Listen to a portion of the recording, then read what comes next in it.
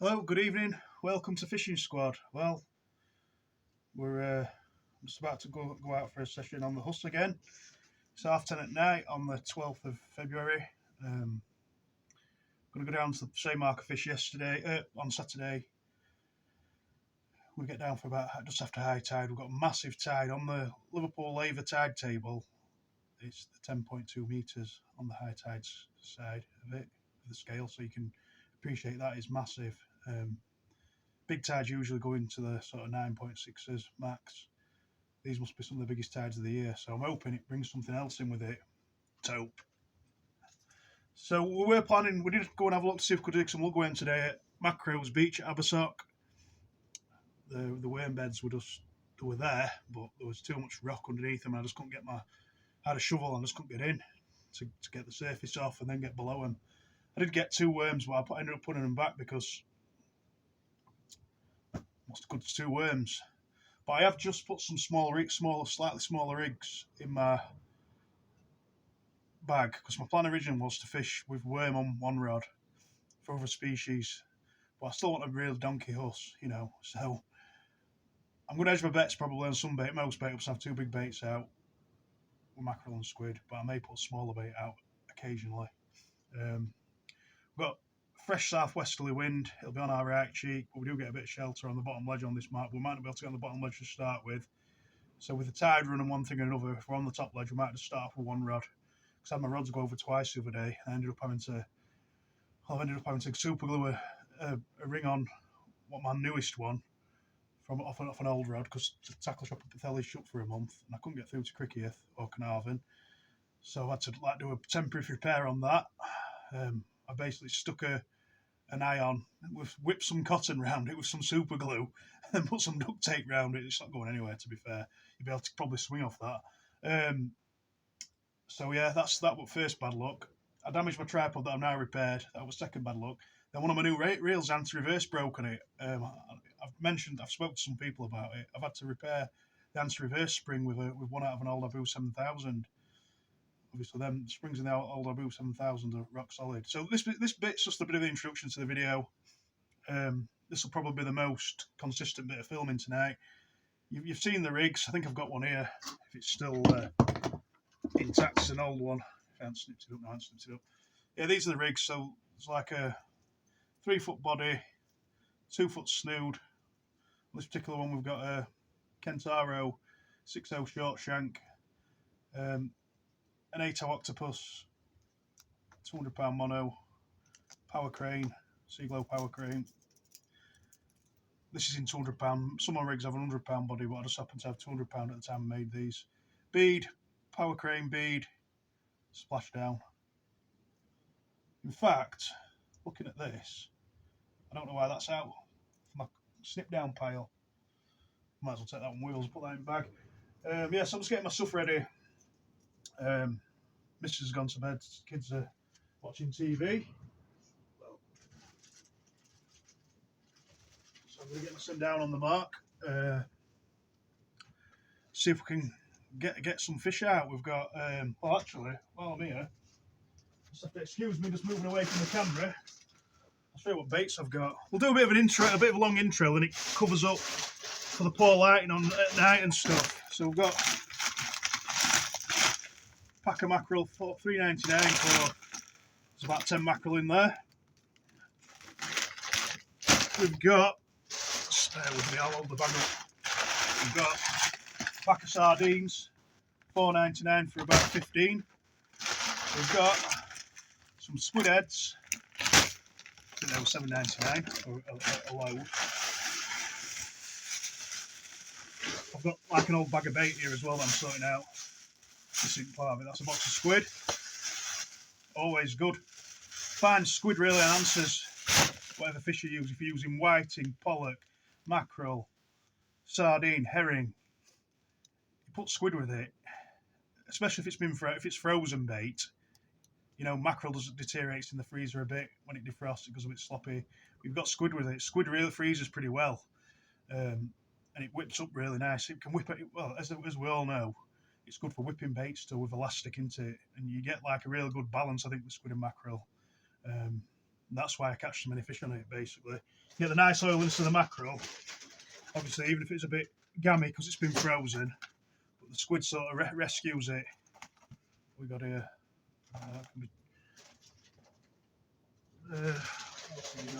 Just have to bear with me, guys. Just trying to work out what else I've got here.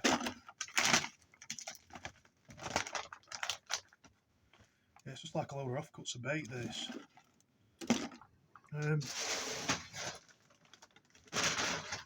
It's just like dross. Oh, wait there. Got another box of squid. Yeah, I've just got like bits of snips of bits of bait and that. That aren't very good. Just like offcuts when I've been baiting, you know, with like odd mackerel tail here and there. So some marks, like the one at Treff, I didn't really want to just dump all the bait all over the floor. You know, when people walk there, they walk the dogs in, they might not appreciate that. So let's go through what we've got. 2 boxes of squid, some squid heads, a pack of sardines, a pack of mackerel. I'm hoping to fish it till high tide. That's about 5 in the morning.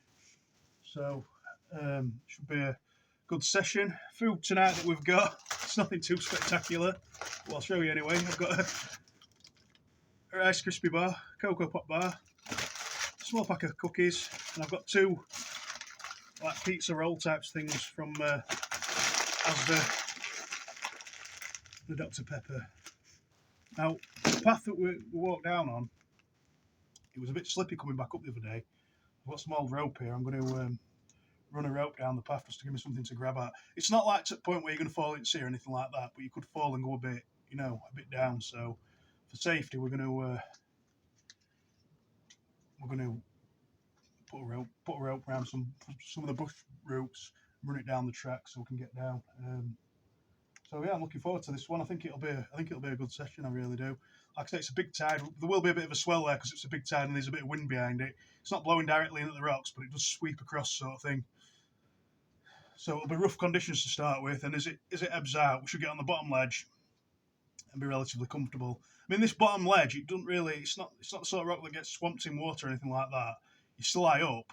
It's got that yellow algae on, you know, which basically means the sea don't very often wash the rock off. But on big tides, it will do.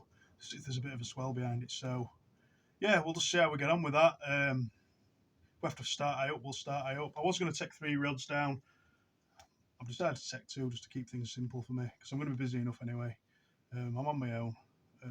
So yeah, I'm going to get suited and booted. Make tracks.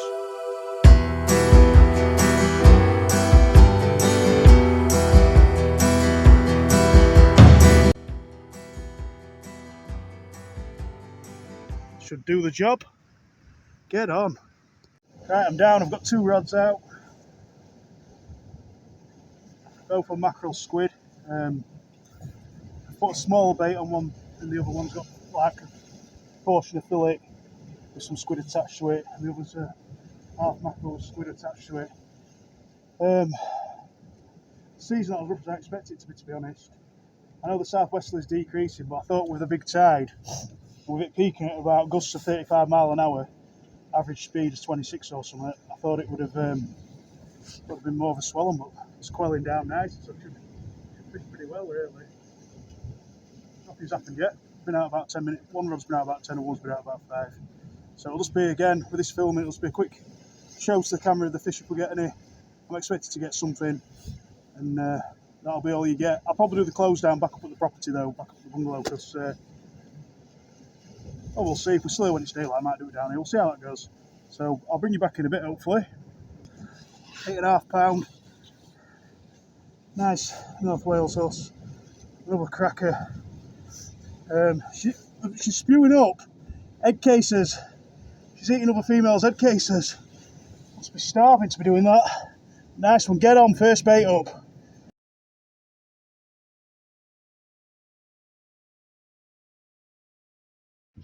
Right guys, not much has happened since that first fish on the first bait. We've had 2 more bait ups. We've got a couple of little crappy bites, but I haven't connected with anything. Mainly on the rod on the right, I've put a smaller bait on, so I think it could be dogfish just mouthing the bait or something, I don't know. But yeah, good start. Doing the same as what I did the other day. 3 baiting rigs in this tub.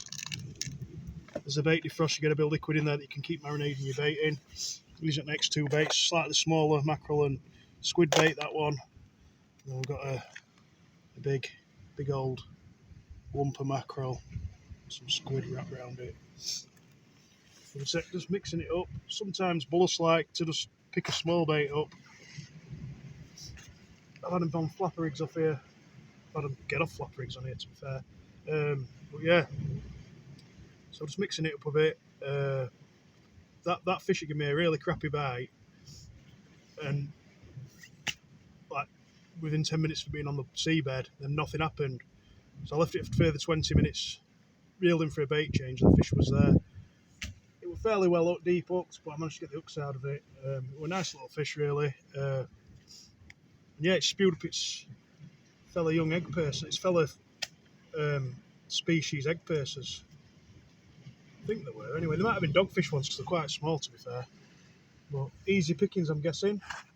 Scavengers, sharks out on the waste, not want not. If anything's there that can get on, they'll get on it. Opportunistic. So yeah, it's not been a bad old start. It's 1 o'clock in the morning now. I got down here for about what? I think I had the rods in by 11. So I had that fish straight away. So now I've got a full squid on the right hand rod. Got a full squid on the right hand rod, and a sardine squid wrap on the left hand rod. The sea states calmed down, the wind's eased, and we've got a comfortable session in here. The swell's calmed, like I say. It's nowhere near as rough as it was the other day. Or it's calmed off since we've come down here, to be fair. So, yeah. Camera's a bit blurry because it's dark, but just bear with me on that one. Like I say, probably for the rest of the session, there'll just be a show to camera what fish we catch. That's the way we've got to do it on a night. I'll just end up wasting. Don't get the quality for footage that we need. So you get the gist. If you want to see a bit more detail about what I'm doing, just watch my previous video. A good section of that's in daylight, and you really get a gist of what's going off, etc. So hopefully I'll bring you back in a bit with a fish. Right, another hour's gone past since that last bit of video where you on my rods. Not a deal's happened. I've tried putting a smaller bait on one rod, like a paternoster style rig. It's actually got a 6.0 Mutsu circle as a back hook and I think a 6.0 octopus as the bottom hook, you know, so it's like a little pennel. So we'll see if that produces. I was able to fire it out a bit further because it was a smaller bait. So just hoping to pick something up. It's just gone flat. Obviously, like on any mark, the fish aren't just there all the time, you know. They move around in the tide and stuff. Now, I haven't really fished very well on the ebb this previously, but the last time I did fish it properly on the ebb, it fished very well. So, you know, I thought I'd give it a go because it's dark and see if we can get some fish. I think as far as the bus goes at the moment, which I said this I think last time on one of my other videos, it looks like we missed the window. We just caught the back end of the window over the top of the tide. I could be wrong. I think they'll just show up at any time really, but if you look at historical catches that I've had on here in the last 2 years, it would fit the pattern if that was the case. So fingers crossed something will show up, or something different will show up, you know, on the smaller bait other than a dogfish. We'll see what happens. Right, second fish of the night. It's a customary one on a smaller bait. I knew that'd be the case. Didn't really give a bite. Going on the paternoster rig. Just happy to have caught something else. Basically, it's gone really dead. I'm just putting some medium-sized baits on both rods.